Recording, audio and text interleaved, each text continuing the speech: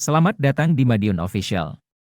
Kami akan memberikan informasi terkini dan terupdate seputar Madiun dan sekitarnya.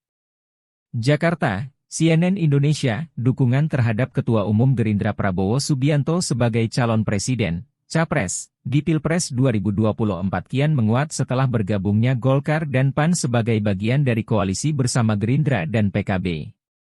Keempat partai itu resmi menandatangani kerja sama politik di Museum Perumusan Naskah Proklamasi, Jakarta, Minggu 13 Agustus.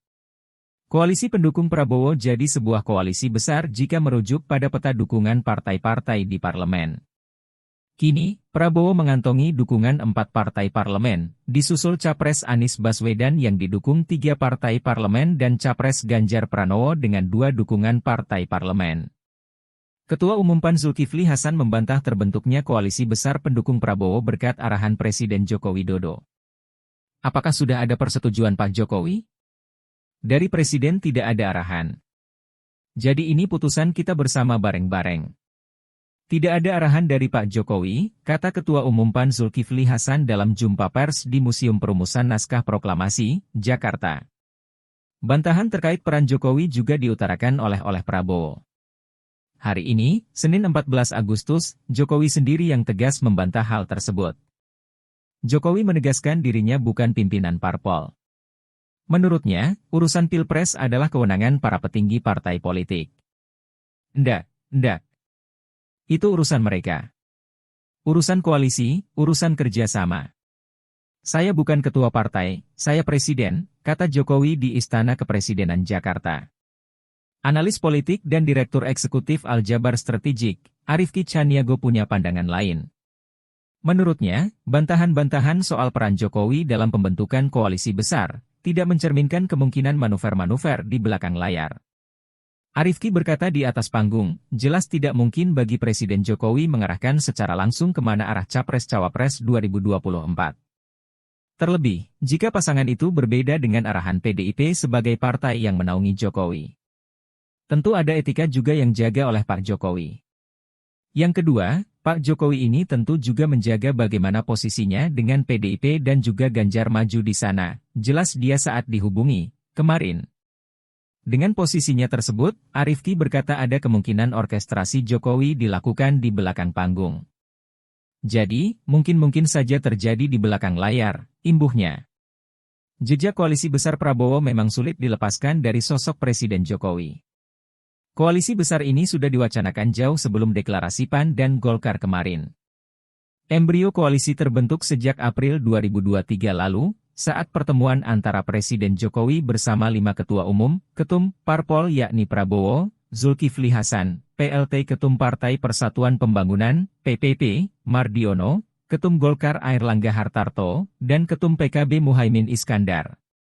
Saat itu, Prabowo berkata bahwa antara KIR yang beranggotakan Gerindra PKB dan KIB yang berisi PAN Golkar PPP memiliki frekuensi yang sama.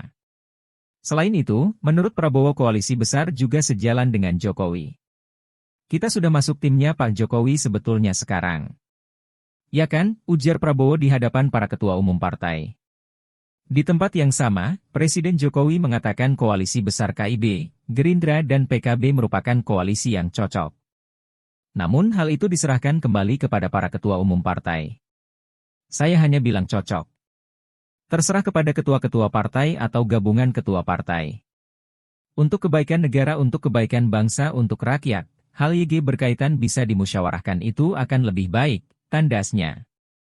Direktur Eksekutif Trias Politika Strategis, TPS, Agung Baskoro berkata ada relasi intim antara partai-partai pendukung Prabowo dengan Presiden Jokowi.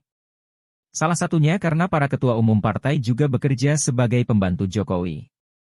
Dari pola hubungan itu, menurutnya sangat mungkin terbangun relasi yang melampau kerja-kerja kementerian.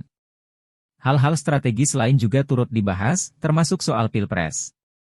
Di titik inilah, susah untuk tidak mengaitkan bergabungnya Golkar PAN tanpa hadirnya dukungan, political endorsement, istana.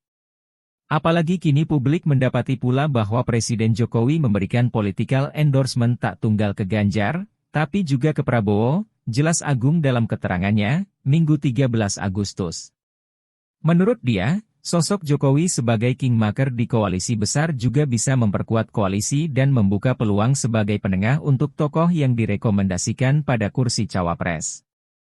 Agung mengatakan bisa terjadi kebuntuan politik, political deadlock, apabila para ketua umum dalam koalisi ini saling berebut kekuasaan, terutama dalam pemilihan cawapres. Dalam situasi itu dibutuhkan jalan tengah atau figur baru yang memiliki akseptabilitas dan elektabilitas. Jokowi bisa menjadi sosok yang menawarkan figur baru tersebut. Gibran, Hovifah, atau nama lainnya ini, berpotensi untuk dipasangkan karena langsung dihadirkan oleh Presiden Jokowi yang bersandar pada tingkat kepuasan publik yang tinggi atas kinerjanya maupun militansi relawan yang hadir di setiap laku politiknya yang memberi pengaruh signifikan elektoral di tengah pertarungan Pilpres 2024 yang kompetitif. Jelas dia. Analis sosial politik Universitas Negeri Jakarta, UNJ, Ubedillah Badrun merangkum persentase suara partai parlemen dalam koalisi Prabowo.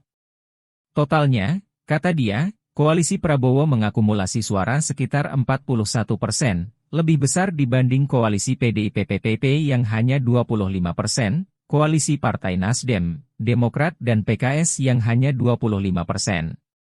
Dia berkata akumulasi 41% suara itu jadi modal awal politik yang cukup menjanjikan. Persoalannya, modal itu belum bisa menjamin kemenangan koalisi Prabowo. Sebab dalam politik seringkali kalkulasi di atas kertas tidak sejalan dengan realitas empirik di lapangan. Faktanya, memang kita bisa cermati pada pemilu 2014 pasangan Jokowi Yusuf kalah dengan dukungan total suara partainya yang 40% mampu mengalahkan pasangan Prabowo Hatta Rajasa yang didukung 60% total suara partai pendukungnya, ujar Ubed, sapaan akrabnya. Salah satu faktor yang menyebabkan kekalahan adalah citra negatif koalisi yang cenderung status quo. Status quo adalah bahasa Latin yang kurang lebih bermakna representasi keadaan rezim lama yang tidak menginginkan perubahan. Menurut Ubed, citra status quo selalu negatif dalam pandangan politik aktual yang dinamis. Nah, Prabowo, Airlangga, Zulkifli Hasan dan Muhaimin Iskandar itu bagian dari status quo pemerintahan Jokowi, bahkan koalisi ini juga terkesan dibuat Jokowi yang notabene politiknya adalah penguasa status quo, ujar Ubed.